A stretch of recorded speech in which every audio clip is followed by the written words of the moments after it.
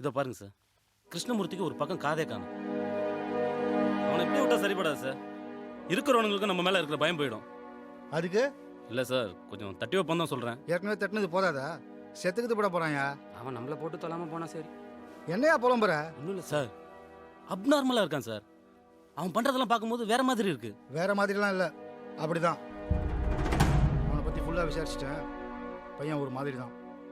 ஒன்று பண்ணு, லீகலாக அவனை மென்டல் ஹாஸ்பிட்டல் சேர்க்குற வழியை பாரு. இல்லை சார், ஏற்கனவே நமக்கு நல்ல பேர், இதில் நீ வேற தட்டணும் கொட்டணுன்ற. சொல்கிறத செய் போதும். என்ன புரியுதா? சரிங்க சார். இன்னும் 3 மாதத்துக்குள்ள அவன் இங்கே இருக்கக்கூடாது.